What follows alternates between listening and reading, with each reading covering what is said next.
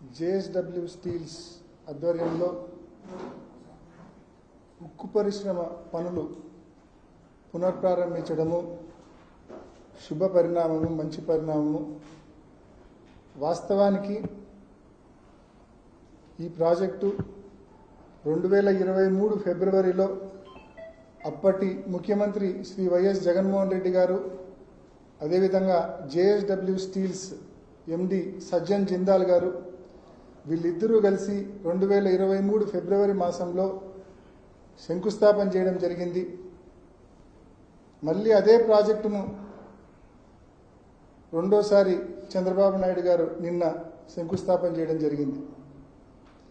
నిన్నటి రోజున చంద్రబాబు నాయుడు గారి ప్రసంగం ఒక్కసారి గమనిస్తే ఏదో జిందాల్ సంస్థను, జేఎస్డబ్ల్యూ స్టీల్స్ సంస్థను ఆయనే సంప్రదించినట్టు, ఆయనే పరిశ్రమ తెచ్చినట్టు ఆయన ప్రజలను మభ్యపెట్టే ప్రయత్నం చేసినారు, క్రెడిట్ చోరీ చేసే ప్రయత్నం చేసినారు. కానీ పాపం, దురదృష్టం, చంద్రబాబు నాయుడుకు నిన్న సాయంత్రమే మొత్తం గాలంతా పోయింది. నిన్న సాయంత్రం జేఎస్డబ్ల్యూ స్టీల్స్ అధినేత సజ్జన్ జిందాల్ గారు రీట్వీట్ చేస్తూ చాలా స్పష్టంగా జగన్మోహన్ రెడ్డి గారి ప్రభుత్వం చేసిన పనుల వల్ల, ఆ ప్రభుత్వం ఇచ్చిన సహకారం వల్ల, ఆ ప్రభుత్వం ఇచ్చిన అనుమతుల వల్ల ఇవాళ ఈ ప్రాజెక్టును ముందుకు తీసుకెళ్లగలుగుతున్నానని చెప్పి చాలా స్పష్టంగా ఆయన రీట్వీట్ చేయడం జరిగింది. ఆ ట్వీట్తో నిజంగా మాలాంటి వాళ్ళు ఎవరు కూడా ఇంకా చంద్రబాబు నాయుడు గారికి కౌంటర్ కూడా ఇవ్వాల్సిన అవసరం లేకుండా చంద్రబాబు నాయుడు గారి క్రెడిట్ చోరీ ప్రయత్నాన్ని మొత్తాన్ని కూడా జేఎస్డబ్ల్యూ స్టీల్స్ యాజమాన్యము, ఆ సంస్థ ఎండీనే పూర్తిగా ఎక్స్పోజ్ చేయడం జరిగింది. మరి ప్రజలంతా కూడా గమనించారు నిన్నటి రోజున. వాస్తవానికి ఒక్కసారి జమ్మలమడుగులో ఉక్కు పరిశ్రమకు సంబంధించిన గతాన్ని ఒక్కసారి నెమరవేసుకుంటే, జ్ఞాపకం చేసుకుంటే మనందరికీ తెలుసు 2007 సంవత్సరంలో జూన్ మాసంలో అప్పటి ముఖ్యమంత్రి దివంగత మహానేత డాక్టర్ వైఎస్ రాజశేఖర రెడ్డి గారు బ్రహ్మిణి స్టీల్స్కు శంకుస్థాపన చేయడం జరిగింది. దాదాపు 1,000-1,200 కోట్ల రూపాయల పనులు కూడా బ్రహ్మిణి స్టీల్స్ అప్పటికే చేసింది. రాజశేఖర రెడ్డి గారు 2009లో మరణించే నాటికే 1,200 కోట్ల రూపాయల పనులు బ్రహ్మిణి స్టీల్స్ అప్పటికే పనులు చేసింది. రాజశేఖర రెడ్డి గారు మరణించిన తర్వాత అనేక కారణాల వలన, అదేవిధంగా ఆ తర్వాత వచ్చిన ప్రభుత్వం పట్టించుకోకపోవడం వలన ఆ పనులు పూర్తిగా ఆగిపోయిన పరిస్థితి కూడా మనమంతా గతంలో చూసినాం. 2019లో జగనన్న ప్రభుత్వం వచ్చిన తర్వాత ఏపీ హైగ్రేడ్ స్టీల్స్ అనే ఒక సంస్థను గవర్నమెంట్ ఆధ్వర్యంలో ఫామ్ చేయడం జరిగింది. ఆ తర్వాత ఆ సంస్థను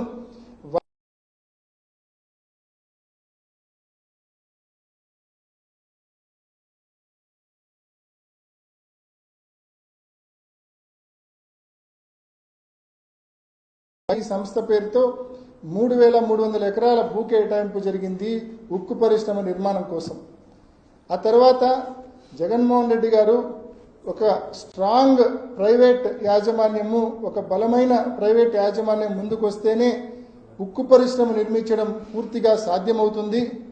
మనం ప్రభుత్వం నుంచి డబ్బులు పెట్టి వైఎస్ఆర్ స్టీల్ కార్పొరేషన్ ఆధ్వర్యంలో ఉక్కు పరిశ్రమ నిర్మించాలంటే ఎంతో కాలం పడుతుంది, అంత ఆర్థికంగా ప్రభుత్వం అంత భారం కూడా మోసే పరిస్థితి ఉండదని చెప్పి జగన్మోహన్ రెడ్డి గారు తానే స్వయంగా టాటా వంటి సంస్థలతో, ఎస్ఆర్ స్టీల్స్ వంటి సంస్థలతో, జేఎస్డబ్ల్యూ జిందాల్ స్టీల్స్ వంటి సంస్థలతో ప్రత్యక్షంగా జగన్మోహన్ రెడ్డి గారే సంప్రదింపులు జరిపి జేఎస్డబ్ల్యూ స్టీల్స్ సంస్థను ఒప్పించి జగన్మోహన్ రెడ్డి గారు డిసెంబర్ 21, 2022 మరి జేఎస్డబ్ల్యూ స్టీల్స్ వారికి సంబంధించి ఉక్కు పరిశ్రమ నిర్మాణం వారి పేరుతో జీవో నెంబర్ 87 కూడా రిలీజ్ చేయడం జరిగింది.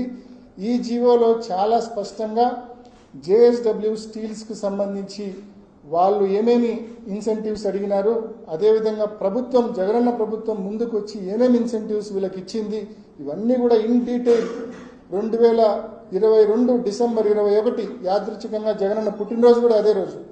మరి ఆ రోజు ఇష్యూ చేసిన ఈ జీవో చాలా స్పష్టంగా జేఎస్డబ్ల్యూ స్టీల్స్ వారికి దాదాపు 1,100 ఎకరాల భూ కేటాయింపు ఏది ఫేజ్ 1కు మాత్రమే, మళ్ళీ ఫేజ్ 2కు మళ్ళీ సపరేట్ కేటాయింపు.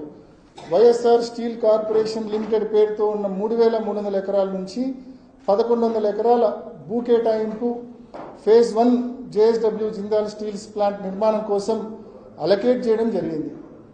దాంతోపాటు ఆ స్టీల్ ప్లాంట్ నిర్మాణానికి అనేక ఇన్సెంటివ్స్ కూడా మంజూరు చేయడం జరిగింది. అనేక ఇన్సెంటివ్స్ అంటే ట్యాక్స్ ఎగ్జంప్షన్స్, పవర్ ఛార్జెస్లో సబ్సిడీస్, ఇటువంటివన్నీ అనేక స్టేట్ జిఎస్టీలో ఎగ్జంప్షన్స్ ఇవన్నీ కూడా మంజూరు చేయడం జరిగింది. వాస్తవానికి మరి 2023 ఫిబ్రవరి మాసంలో జగన్మోహన్ రెడ్డి గారు అదేవిధంగా సజ్జన్ జిందాల్ గారు ఇద్దరు కలిసి మరి సున్నప్రాలపల్లెలో ఇద్దరు కలిసి మరి భూమి పూజ చేయడం జరిగింది, శంకుస్థాపన చేయడం జరిగింది. ఈ సందర్భంగా ఒకటే అందరినీ గమనించమని నేను కోరుతా ఉన్నా.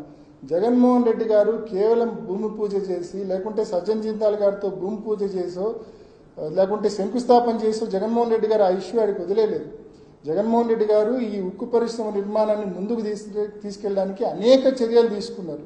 అందులో భాగంగా ఉక్కు పరిశ్రమ కోసం 2 టీఎంసీల నీటి కేటాయింపు చేసినారు. గండికోట నుంచి 2 టీఎంసీల నీటి కేటాయింపు ఉక్కు పరిశ్రమ కోసం చేసినారు. అదేవిధంగా NH67 నుంచి ఈ ఉక్కు పరిశ్రమకు అప్రోచ్ రోడ్డు కోసము దాదాపు 50 కోట్ల రూపాయలు మంజూరు చేశారు. 12 కిలోమీటర్ల 4 వరుసల రోడ్డు కోసం 50 కోట్ల రూపాయలు మంజూరు చేసినారు. ఈ 50 కోట్ల రూపాయల్లో జగనన్న ప్రభుత్వంలోనే టెండర్లు పిలిచినారు. జగనన్న ప్రభుత్వంలోనే దాదాపు 25 నుంచి 30 కోట్ల రూపాయల పనులు కూడా పూర్తి చేసినారు. దీనికి సంబంధించి 38 ఎకరాల భూసేకరణ కూడా చేసినారు ఈ రోడ్డుకు సంబంధించి. అదేవిధంగా ఏదైతే వైఎస్ఆర్ స్టీల్ కార్పొరేషన్ నుంచి 3,300 ఎకరాల్లో 1,100 ఎకరాలు జిందాల్ పేరుతో జేఎస్డబ్ల్యూ స్టీల్స్ పేరుతో మరి ల్యాండ్ అలొకేషన్ చేసినారు. అందులో దాదాపు 640 ఎకరాల భూమిని జగన్మోహన్ రెడ్డి గారి ప్రభుత్వం భూసేకరణ చేసి వారికి ఇవ్వడం జరిగిందనే విషయాన్ని కూడా మీ అందరికీ నేను తెలియజేస్తా ఉన్నా. ఊరికేనే అంటే దాదాపు రోడ్డు కోసం 38 ఎకరాలు, అదేవిధంగా పాస్బుక్లు పట్టాలు అన్నీ ఉన్న రైతుల దగ్గర నుంచి 410 ఎకరాల భూసేకరణ చేయడం జరిగింది. కొంతమంది రైతులకైతే అసైన్మెంట్ కమిటీలో మా పేర్లు పాస్ అయినాయి, కానీ మాకు పాస్బుక్లు లేవు, మాకు ఆన్లైన్లో మా పేర్లు లేవు, మా దగ్గర డీ పట్టాలు లేవంటే వాళ్ళకు కూడా 50% ఆఫ్ ద కాంపెన్సేషన్ ఇచ్చి సున్నప్రాలపల్లె, పెద్దదండ్లూరు గ్రామాలకు సంబంధించిన రైతులకు దాదాపు మొత్తం వెరసి టోటల్ ఈ 38 ప్లస్ 410 ప్లస్ 200 దాదాపు 640 ఎకరాల భూమిని సేకరించడం జరిగింది జగనన్న ప్రభుత్వము ఈ ఉక్కు పరిశ్రమ నిర్మాణం కోసం అనే విషయాన్ని కూడా మీ అందరికీ నేను తెలియజేస్తా ఉన్నా. అదేవిధంగా ఒక పరిశ్రమ నిర్మించాలంటే అన్నింటికంటే ముఖ్యమైనది ఎన్విరాన్మెంటల్ క్లియరెన్స్, పర్యావరణ అనుమతి. ఆ పర్యావరణ అనుమతి కూడా జగనన్న ప్రభుత్వమే తెచ్చిందనే విషయాన్ని కూడా నేను మీ అందరికీ మనవి చేస్తా ఉన్నా.